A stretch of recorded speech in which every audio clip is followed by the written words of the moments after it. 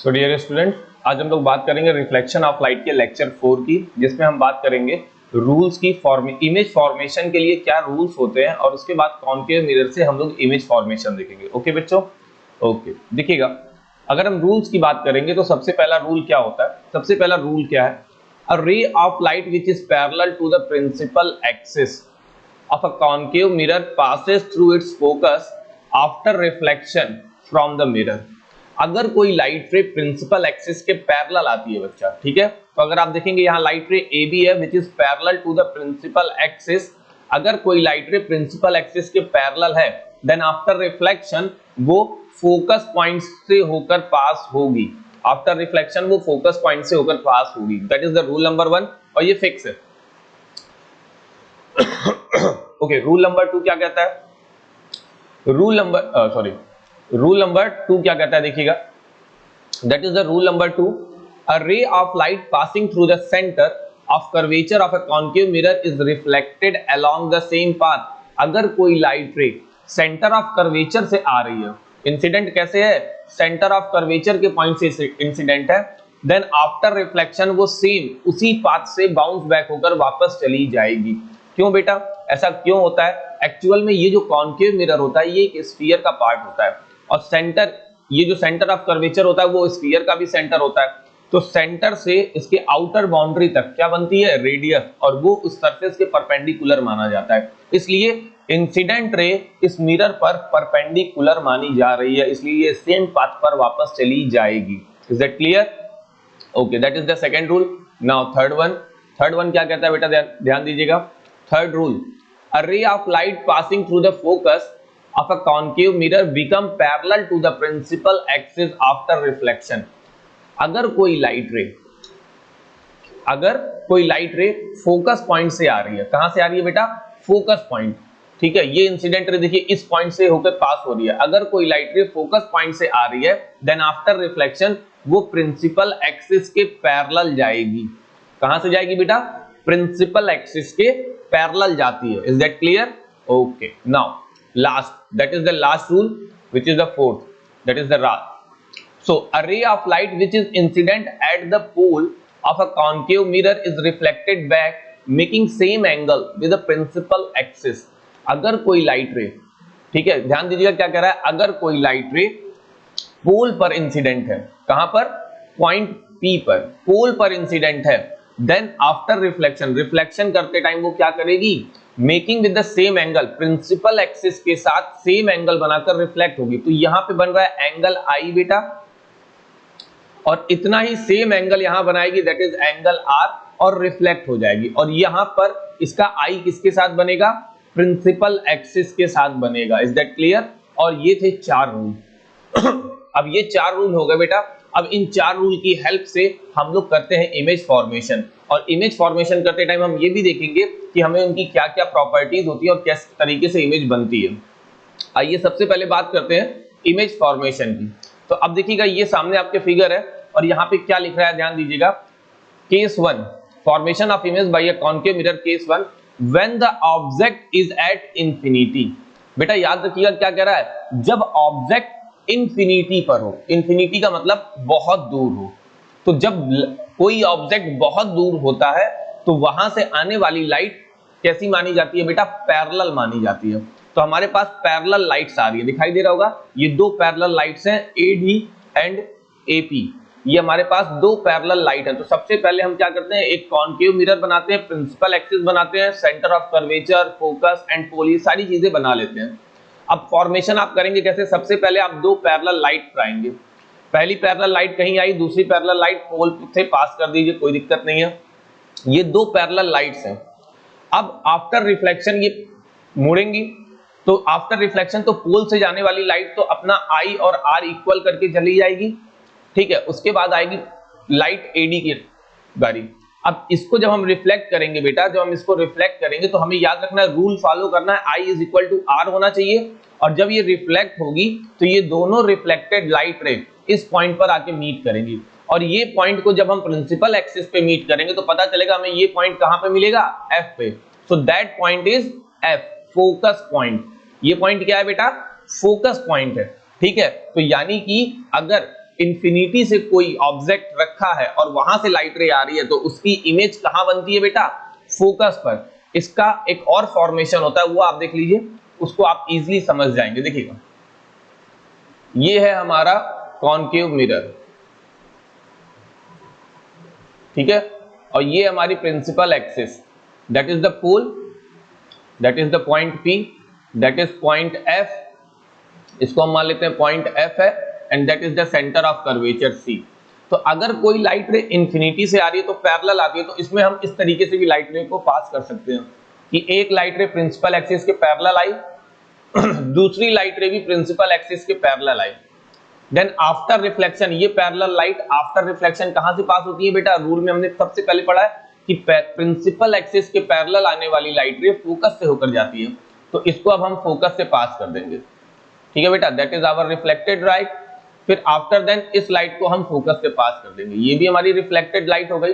अब ये दोनों रिफ्लेक्टेड लाइट रे कहां मिल रही है बेटा, ये दोनों की दोनों रिफ्लेक्टेड लाइट रे यहां पर, यानी कि फोकस पॉइंट पर मिल रही है, यानी कि इमेज कहां पर बनी बेटा, फोकस पर बनी। कहां पर बनी, फोकस पे। तो आप चाहे तो ये फॉर्मेशन या ये फॉर्मेशन, इन दोनों में से कोई भी फॉर्मेशन आप इमेज के लिए कर सकते हैं। अब हम बात कर लेते हैं इनकी प्रॉपर्टीज की, यानी कि इनसे जो इमेज बनती है उसकी प्रॉपर्टीज को जरा हम देखेंगे। देखिएगा, अब आपको सब कुछ दिखाई दे रहा है यहाँ पे। अब मैं इसके इमेज की प्रॉपर्टीज की बात कर लेता हूं। सबसे पहले अगर मैं इसके साइज की बात करूंगा तो मैं इसके साइज के बारे में क्या लिखूंगा, ऑब्जेक्ट इंफिनिटी पे है, कितना बड़ा है कितना छोटा है मालूम नहीं है, लेकिन उसके कंपैरिजन में अगर यहां पर इमेज बन रही है तो आपको दिखाई देगा कि इस पे हम बोलते हैं हाईली डिमिनिश्ड, यानी कि ऑब्जेक्ट के कंपैरिजन में इसको हाईली डिमिनिश्ड बोला जाता है।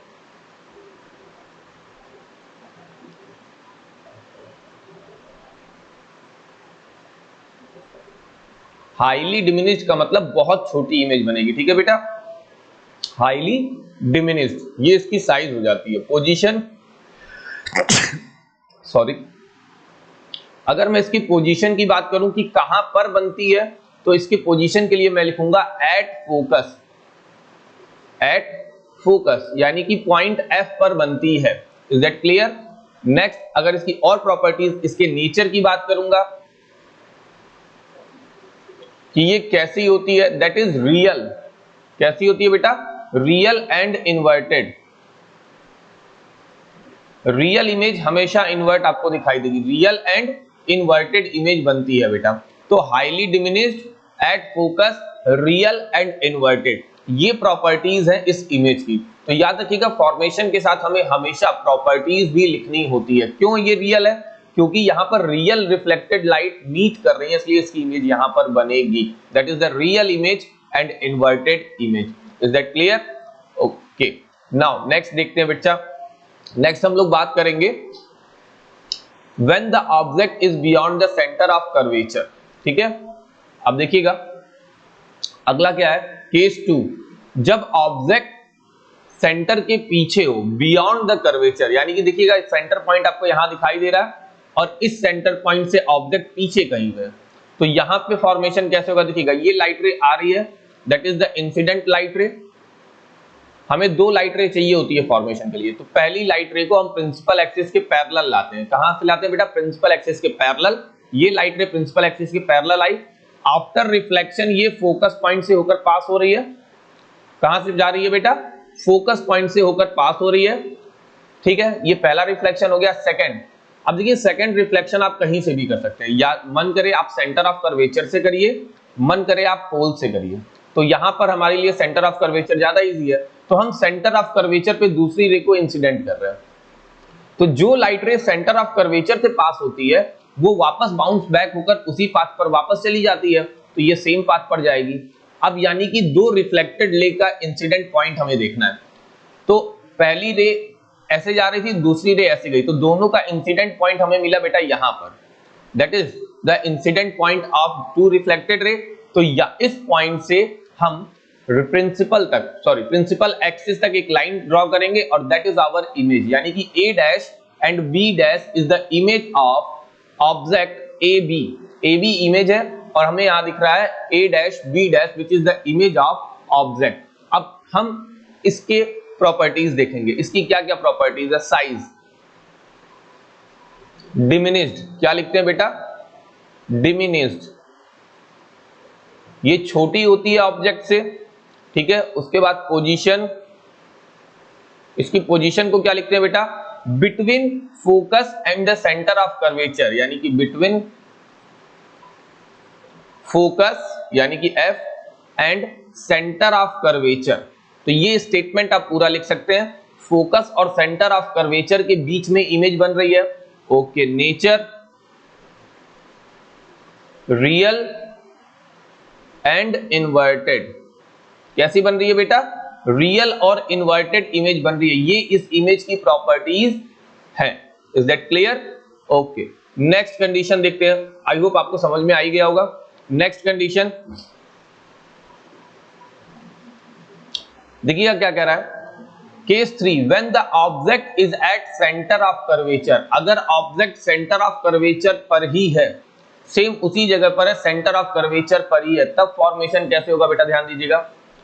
पहले लाइट रे इंसिडेंट, ये इंसिडेंट लाइट रे आई प्रिंसिपल एक्सिस के पैरेलल, आफ्टर रिफ्लेक्शन ये फोकस पॉइंट से पास हो रही है। कहां से पास हो रही है बेटा, फोकस पॉइंट से पास होती हुई जा रही है। सेकेंड लाइट रे, अब हम सेकेंड लाइट रे को सी से तो पास नहीं कर सकते क्योंकि सी पर ही ऑब्जेक्ट है, तो हम एक काम करेंगे, हम या तो पोल से पास कर लें, तो हमने यहाँ पोल से पास नहीं किया, तो अगर तुम पोल से नहीं पास करना चाहते हो कोई इफेक्ट नहीं आएगा, तो अगर तुम फिर क्या करो, पोल से पास नहीं कर रहे हो तो फिर तुम फोकस से ही पास कर लो। तो यानी कि सेकेंड लाइट रे को आप फोकस से पास कर लीजिए। कहां से पास कर लीजिए बेटा, फोकस से पास कर लीजिए। तो आफ्टर रिफ्लेक्शन ये जो फोकस वाली लाइन है वो प्रिंसिपल एक्सिस के पैरेलल चली जाती है बेटा, और ये दोनों लाइट रे कहां मीट करेंगी, एट दिस पॉइंट, यहां मीट करेंगी।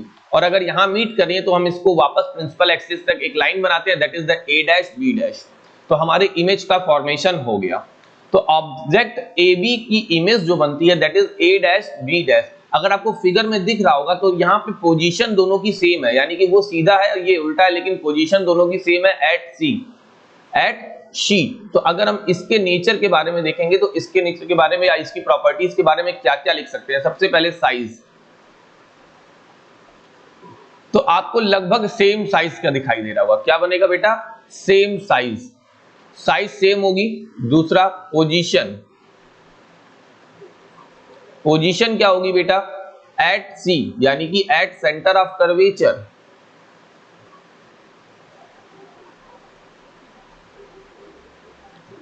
जहां पर ऑब्जेक्ट है वहीं पर इमेज मिल जाएगी हमें, इज दैट क्लियर? उसके बाद नेचर, नेचर कैसा होगा बेटा, रियल एंड इन्वर्टेड। रियल है क्योंकि रियल रिफ्लेक्टेड रे मिल रही है, और इन्वर्टेड यानी कि उल्टा है, रियल एंड इन्वर्टेड। ओके बच्चों, नेक्स्ट कंडीशन अब हम लोग देखेंगे। आई होप आपको ये ड्राइंग भी समझ में आई गई होगी कि किस तरीके से इसका इमेज फॉर्मेशन करना है। ओके नेक्स्ट देखिएगा क्या कह रहा है, case 4, when the object is between focus and the centre of curvature, object focus और सेंटर ऑफ कर्वेचर के बीच में आ जाए। तो आपको यहां दिखाई दे रहा होगा कि यहां पर हमारा ऑब्जेक्ट है और सेंटर ऑफ कर्वेचर, तो ये सेंटर ऑफ कर्वेचर है, दैट इज द फोकस, और ये हमारा ऑब्जेक्ट है। तो यहां पर हमें ऑब्जेक्ट दिखाई दे रहा है ए बी, आप इसको बड़ा छोटा कुछ भी बनाइए, कोई मतलब नहीं है। तो यहां पे पहली लाइट रे हम प्रिंसिपल एक्सिस के पैरेलल ले जाएंगे बेटा। कहां से ले जाएंगे, प्रिंसिपल एक्सिस के पैरेलल पहली लाइट रे ले जाएंगे। तो ये थी हमारी लाइट रे जो कि प्रिंसिपल एक्सिस के पैरेलल थी। आफ्टर रिफ्लेक्शन ये फोकस पॉइंट से होकर पास होगी, तो ये हमारी लाइट रे रिफ्लेक्ट हो गई और हमने इसको पीछे तक कर दिया। अब दूसरी लाइट रे को कहां से ले जाएं, तो यहां पर हम सेंटर पीछे हो गया हमारे, एफ सामने है, चाहे तो एफ से ले जाएं, अगर आपके मिरर पे जगह नहीं बनती है तो आप पोल से ले जाएं, ठीक है। वरना सबसे अच्छा क्या है कि आप सेंटर पॉइंट को जज करिए और इसको मैच करिए, और फिर एक इंसिडेंट लाइट रे, पहले इस पॉइंट से एक इंसिडेंट लाइट रे को आगे की तरफ ले जाएं। क्या करें, आगे की तरफ एक इंसिडेंट लाइट रे ले जाएं। जब ये लाइट रे वापस आएगी तो सेंटर से होते हुए जा रही है, तो यानी कि ये लाइट रे वापस उसी पाथ पर चली जाएगी, जहां से जा रही है वहीं से वापस चली जाएगी, ठीक है। तो ये इमेज का फॉर्मेशन जो हमें मिलेगा बेटा वो काफी पीछे मिलेगा, और यहां पर दोनों लाइट रे क्या करेंगी, इंटरसेक्ट करेंगी, तो हम इमेज का फॉर्मेशन यहां करेंगे। So that is the our object AB. So here is the image A dash B dash. अगर हम इस ऑब्जेक्ट की इमेज की प्रॉपर्टीज को देखेंगे तो क्या क्या कह सकते हैं बेटा, ध्यान दीजिएगा क्या क्या कह सकते हैं। सबसे पहले अगर मुझे इसके साइज की बात करनी है तो इसके साइज के लिए मैं क्या कहूंगा, साइज इज बिगर देन, ठीक है, मैग्नीफाइड। बिगर देन का मतलब या तो मैग्नीफाइड बोलिए या तो बिगर देन ऑब्जेक्ट, तो हमने इसको लिख लिया मैग्नीफाइड। ये मैग्नीफाइड का मतलब बड़ा ऑब्जेक्ट, मतलब ऑब्जेक्ट की जो इमेज है वो बड़ी बन रही है, मैग्नीफाइड बन रही है, ठीक है, यानी कि bigger than the object, that is magnified. उसके बाद पोजीशन, पोजीशन कहां है बेटा, बिहाइंड द या बियॉन्ड द सी, क्या लिखेंगे बेटा, beyond the centre of curvature. C का मतलब centre of curvature, beyond the centre of curvature, that is the position, क्योंकि ये position C centre of curvature के काफी पीछे हमें मिल रही है। Is that clear? Now nature, real and inverted. कैसी इमेज बन रही है बेटा, रियल और इन्वर्टेड बन रही है। Is that clear?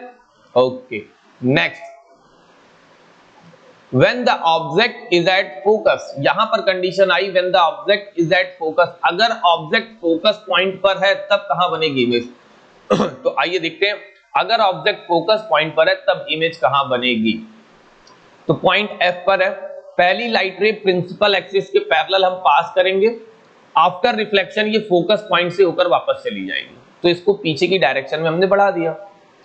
Second light रे हम उसी सेंटर पॉइंट से मानेंगे और यहां से पहले आगे की तरफ बढ़ाएंगे, यानी कि ये हमारी इंसिडेंट लाइट रे है, आफ्टर रिफ्लेक्शन ये उसी पाथ से वापस आएगी और हम इसको पीछे की तरफ डायरेक्ट कर देंगे, ठीक है। अब हमको ये दिखाई देगा बेटा कि ये दोनों की दोनों रिफ्लेक्टेड लाइट रे एक दूसरे से पैरेलल हैं, यानी कि अगर पैरेलल लाइट रेज हैं तो पीछे हम कितना भी बढ़ाएंगे, यानी कि बिहाइंड हम उसको कितना भी इंक्रीज करते जाए, ये पैरेलल लाइट रेज कभी मिलेंगी नहीं। अब ऐसा हम मानते हैं कि पैरेलल लाइट रेज कहां मिलती हैं, इंफिनिटी पर। कहां पे मिलती हैं बेटा, parallel light rays meet at infinity, ये इंफिनिटी पर जाकर मिलती है। तो इंफिनिटी का मतलब बहुत दूर, तो अगर ये लाइट रे काफी दूर जाकर मिलेंगी, काफी दूर जाकर मिलेंगी तो इनका प्रिंसिपल एक्सिस से डिस्टेंस उतना बढ़ता जाएगा, यानी कि इमेज की साइज बहुत बड़ी होती जाएगी, बहुत बड़ी होती जाएगी, ठीक है। तो इस तरीके से हमें जो ऑब्जेक्ट की इमेज है वो इंफिनिटी पर मिलेगी। तो इसके प्रॉपर्टीज के बारे में अगर हम देखेंगे तो क्या क्या लिख सकते हैं, सबसे पहले साइज, इसको लिखोगे highly magnified, highly magnified, highly magnified का मतलब बहुत ज्यादा ही बड़ी मिलेगी। दूसरा पोजीशन, अब इसकी पोजीशन हमने क्या डिफाइन कर ली बेटा, at infinity, at infinity, infinity पर हमें ये इमेज मिलती है, ठीक है। साथ ही साथ लास्ट वन, इसका नेचर कैसा होगा, अगर मैं इसके नेचर की बात करूं तो इसका नेचर है रियल, क्योंकि रियल लाइट रेज मिलेंगी इंफिनिटी पे, एंड इन्वर्टेड, और ये कैसी बनेगी बेटा, इन्वर्टेड बनेगी। Is that clear? तो ये था हमारा इमेज का formation when the object is at focus. Next, जब ऑब्जेक्ट एफ और पोल यानी कि फोकस और पोल के बीच में रहता है तब कहां इमेज बनती है, देखिएगा, when the object is between F and P, यानी कि पोल एंड द फोकस के बीच में है, देखिएगा।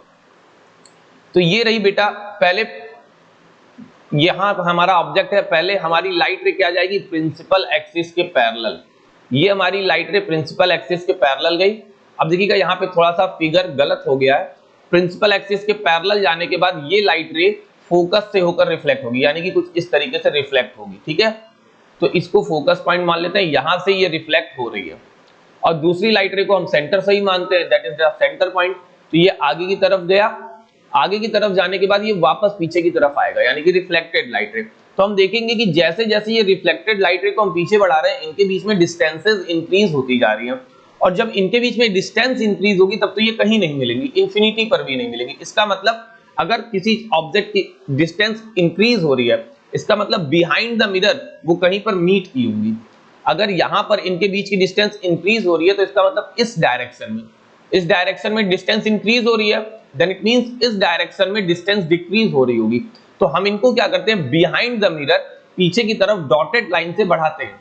तो जब हमने इनको पीछे की तरफ डॉटेड लाइन से बढ़ाया तो हमें ये दिखाई दिया बेटा कि जब हम इनको पीछे की तरफ डॉटेड लाइन से बढ़ाते हैं तो हमको ये दिखाई दिया कि ये दोनों पीछे बिहाइंड द मिरर इस पॉइंट पर आके मिलती हैं, दैट इज ए डैश, और फिर इसको हम प्रिंसिपल एक्सिस से मिलाते हैं, दैट इज बी डैश। तो हमें ऑब्जेक्ट ए बी की एक इमेज मिलती है ए डैश बी डैश, लेकिन कहां मिलती है, बिहाइंड द मिरर मिलती है। बिहाइंड द मिरर यानी कि मिरर के पीछे, जहां पर लाइट जाती ही नहीं है तो वहां पर लाइट हम इमेजिन करते हैं। तो ये इमेज हमारी कैसी हो जाती है बेटा, देखिएगा अगर मैं इसकी प्रॉपर्टीज की बात करूं तो सबसे पहले साइज,